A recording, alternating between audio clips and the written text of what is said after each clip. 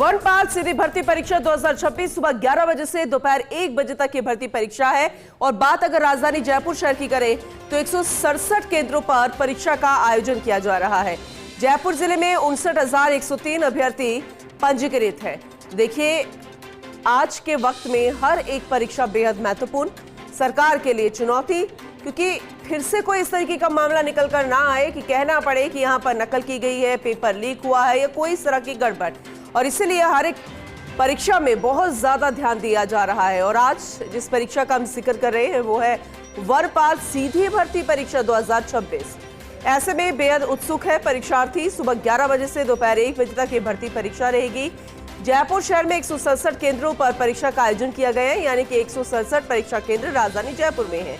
इसके अलावा जयपुर जिले में इन 167 केंद्रों में अगर संख्या की बात करें अभ्यर्थियों की तो 59,103 अभ्यर्थी पहुंच सकते हैं। हम ये उम्मीद करेंगे कि जितने पंजीकृत हुए हैं बच्चे वो सभी पहुंचे, क्योंकि किसी न किसी कारणवश कई बार परीक्षार्थी लेट हो जाता है या कोई और समस्या हो जाती है, वो परीक्षा से चूक जाते हैं। लेकिन हम ये उम्मीद करेंगे कि सभी अभ्यर्थी जो पात्र हैं इस परीक्षा को देने के लिए और जिन्होंने पंजीकरण करवाया है वो सभी पहुंचे अपने समय के अनुसार परीक्षा केंद्र पर। बेहद महत्वपूर्ण जानकारी आप तक पहुंचा रहे हैं। वनपाल सीधी भर्ती परीक्षा 2026 का आयोजन किया जा रहा है।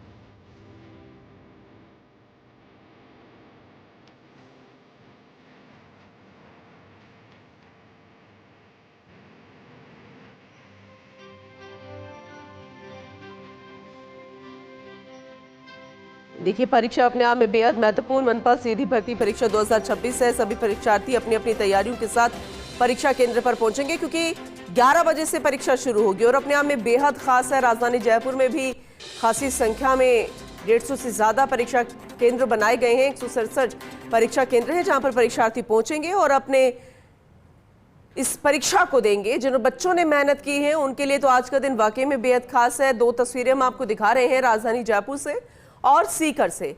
बेहद अहम तस्वीरें और परीक्षार्थियों का जमावड़ा लगना शुरू हो गया है। जिन जिन के सेंटर जिस जगह पर आए हैं वो समय के अनुसार पहुंचे, ये हम भी उम्मीद करते हैं, क्योंकि समय पर पहुंचना बेहद जरूरी है। तब आपकी चेकिंग पूरे तरीके से हो पाएगी, एंट्री समय के अनुसार हो पाएगी। और अगर कोई भूलवश कोई सामान रह गया है तो उतना वक्त आपके पास होगा कि आप उसे उस वक्त मंगवा सकते हैं या फिर उसकी व्यवस्था कर सकते हैं।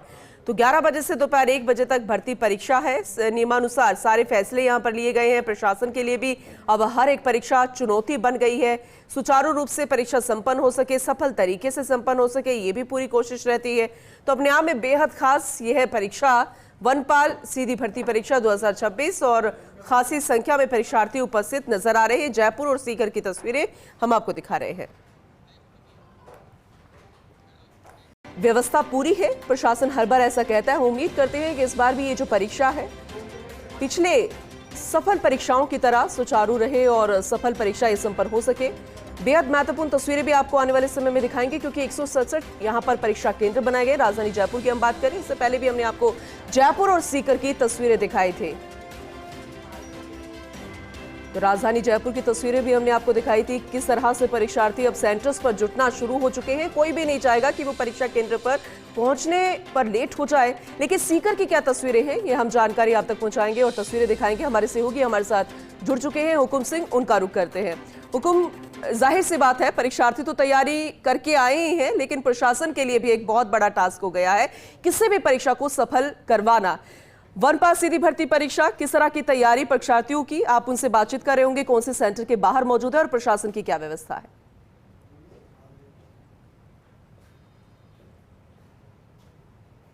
10,000 विद्यार्थी एग्जाम दे रहे हैं यहाँ। और जिस तरीके से मैं देख रहा हूँ कि राजस्थान कर्मचारी चयन बोर्ड द्वारा ये जो एग्जाम ऑर्गेनाइज करवाया जा रहा है, मुझे याद है पहले से वन विभाग इस वनपाल के एग्जाम को करवाते थे, लेकिन अब जिस तरीके से बहुत ज़्यादा सरकार प्रशासन के ऊपर एक जिम्मेदारी है व्यवस्थाओं के लिए पेपर पूरी तरीके से स्मूथली हो, क्लियर हो। और उसी दृष्टिकोण में इस समय आप देख रहे हैं कि इंस्टीट्यूट के बाहर का जो ये नज़ारा है कि मेटल डिटेक्टर के साथ में पुलिस के जवान लगे हैं और जिस तरीके से ये लाइनें हैं, इनसे विद्यार्थियों से बात करेंगे। वहीं यहाँ बहनें हैं जो इनका मेटल डिटेक्टर के साथ में पूरी तरीके से खंगालें, किसी भी तरीके से कोई सेंसिटिव चीज साथ में ले जाए। जिस तरीके से जयपुर में नीट का एग्जाम है देखा हमने, भारतवर्ष में चर्चा रही कि एक युवती अपने साथ मोबाइल लेकर जा चुकी थी और मेटल डिटेक्टर में वो सिग्निफाई भी करी थी, लेकिन उन्होंने रियायत हो गई थी भूलवश मानवीय दृष्टिकोणों में।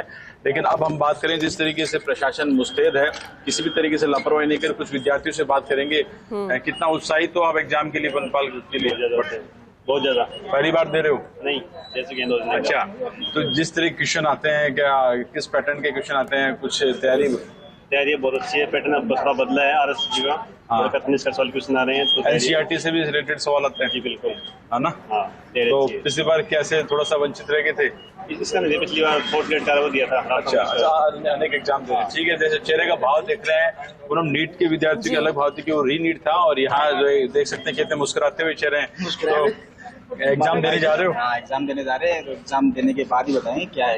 एक्साइटेड हो पूरी तरीके से? क्लियर कर लेंगे?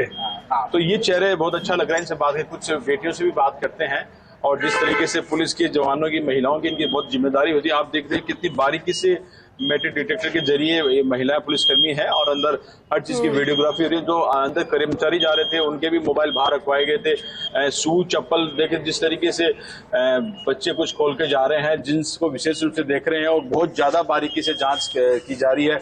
कुछ बेटे से बात करते हैं। बेटा, एग्जाम देने जा रहे हो?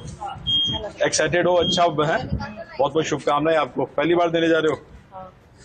तो बहुत बढ़िया। और हम ये चाहेंगे जिस तरीके के अंदर देखिए एक सेकंड लेयर की मेटल डिटेक्टर के जरिए भी जांच की जा रही है। पूनम, जिस तरीके से बाहर कर रहे हैं, उसके अलावा अंदर भी व्यवस्था जिस तरीके से है, और इस चीज़ों को हम भी ख्याल रखेंगे, क्योंकि पूरी तरीके से राजस्थान कर्मचारी चयन बोर्ड जिस तरीके से एग्जाम को ऑर्गेनाइज करवा रहे हैं कि पूरी पारदर्शिता से हो और पूरा प्रिकॉशन रखे, किसी भी तरीके से कोई भी सावधानी नहीं हो और किसी तरह की लापरवाही नहीं हो।